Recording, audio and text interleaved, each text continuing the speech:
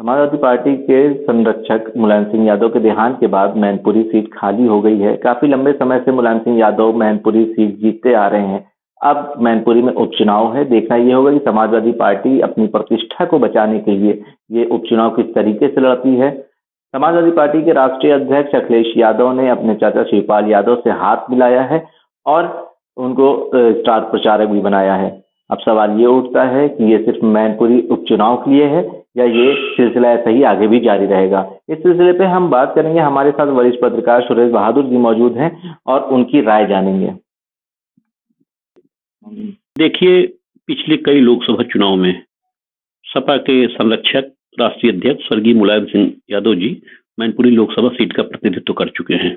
यही नहीं, एक बार जब वो आजमगढ़ और मैनपुरी से एक साथ चुनाव लड़े थे तो उन्होंने मैनपुरी की ही सीट छोड़ी थी और आजमगढ़ सीट को रिटेन किया था। मैनपुरी से उन्होंने अपने ही परिवार के तेज प्रताप यादव को चुनाव लड़ाया था और वो सीट जीत गए थे। तब भी ये कहा जाता था कि शायद ये सीट उनके खाते में न रहे, लेकिन मुलायम सिंह ने ही वो करिश्मा कर दिखाया था। आज मुलायम सिंह के निधन के बाद मैनपुरी लोकसभा की सीट पर उपचुनाव होने जा रहा है। अब ये उपचुनाव समाजवादी पार्टी के राष्ट्रीय अध्यक्ष अखिलेश यादव के लिए चुनौती है। क्या वो ये सीट बरकरार रख पाएंगे? क्या स्वर्गीय मुलायम सिंह की परंपरा को आगे कायम कर पाएंगे? इसी से कयास लगाए जा रहे हैं। सभी राजनीतिक दलों में इस बात की चर्चा है कि समाजवादी पार्टी के राष्ट्रीय अध्यक्ष अखिलेश यादव और उनके चाचा शिवपाल के बीच जो मतभेद हैं, उन मतभेदों का फायदा भारतीय जनता पार्टी उठा सकती है। शायद इसका अंदाजा अखिलेश को भी लगा।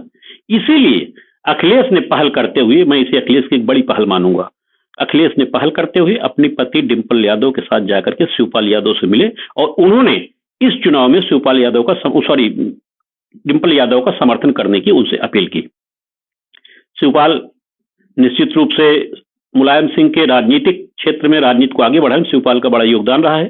शिवपाल यादव भी नहीं चाहेंगे कि उनकी परंपरागत सीट उनके परिवार के अलावा कोई दूसरा जीते, इसलिए उन्होंने समर्थन देने की घोषणा कर दी है।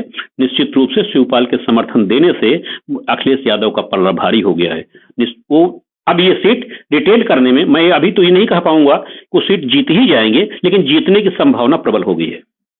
तो सर, क्या लगता है आपको कि ये सिर्फ मैनपुरी सीट के लिए ही अखिलेश यादव अपने चाचा को मनाते नजर आ रहे हैं या आगे भी ये सिलसिला बरकरार रहेगा?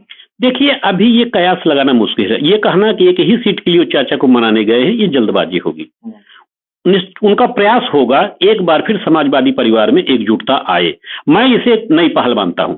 मैं एक कदम आगे बढ़ा इस दिशा में। अखिलेश यादव का ये पहला कदम है कि वो पारिवारिक एकजुटता को बनाए रखना चाहते हैं और मैं आगे भविष्य में देखता हूं कि मुझे लगता है कि अखिलेश यादव शिवपाल यादव को साथ लेकर ही चलेंगे। सर, आपको ये क्या लगता है, मैनपुरी उपचुनाव किस तरीके से देखते हैं आप? बीजेपी भी कहीं दावेदारी अपनी पेश करती नजर आ रही है। देखिए, हर चुनाव जो है उसके चुनावी समीकरण होते हैं।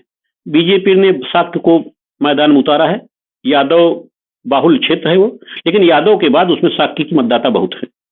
शाक्य जी शिवपाल यादव मुलायम सिंह यादव के करीबी भी रहे हैं, उनको उनका करीबी माना जाता है, लेकिन विगत कुछ दिनों बाद पहले उन्होंने समाजवादी छोड़कर भारतीय जनता पार्टी ज्वाइन कर ली। जब उन्हें प्रत्याशी के रूप में उतारा गया तो विपक्षी दलों ने यही प्रचारित करना शुरू किया कि शिवपाल सिंह यादव के खास हैं, इसलिए शिवपाल यादव के मत इनके पक्ष में जरूर जाएंगे।